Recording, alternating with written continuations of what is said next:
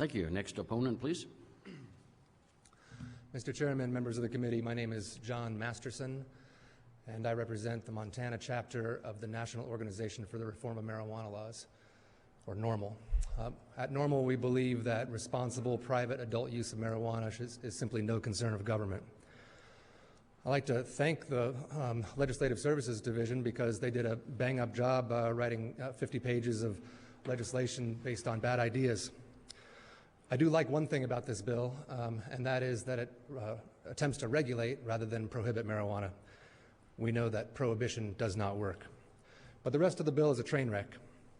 And I think that in the future we will look back on this bill and this effort as an effort of dinosaurs clinging to puritanical notions that are far from mainstream and undergirded by nothing more than prejudice, ignorance, and fear.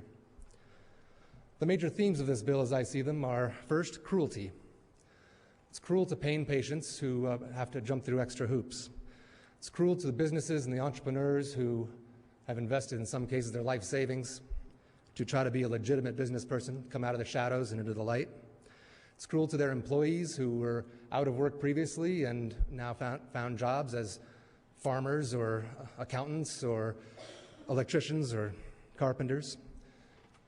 And it's cruel to low-income Montanans who, if they wanted to avail themselves of therapeutic cannabis, they would need to go see 2 doctors. And many of them are on fixed incomes, and at $150 a pop, that's not going to be workable.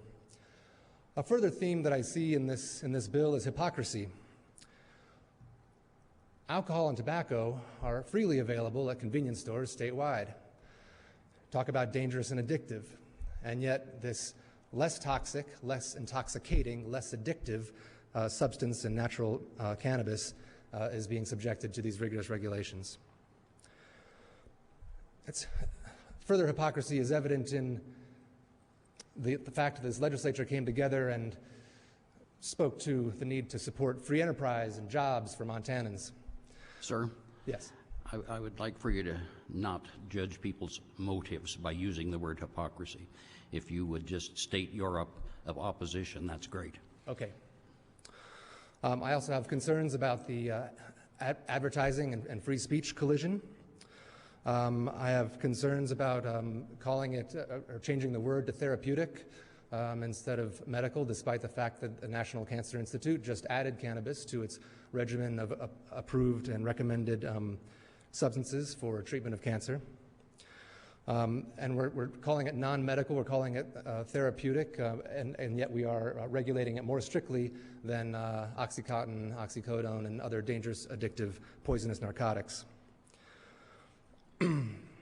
Finally, I have a concern in that the stated intent of this bill was to reduce crime and improve public safety. Well, this bill would be a gift to the criminal black market.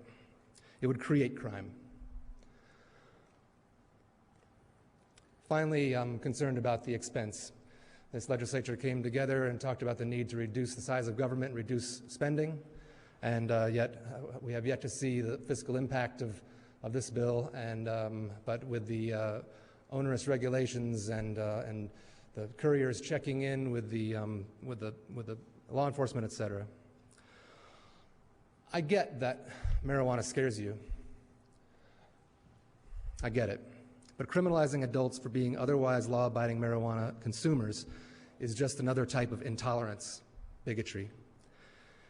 If you believe that marijuana is dangerous, and it's not harmless, then that all the more reason to regulate, not prohibit, because prohibition does not work.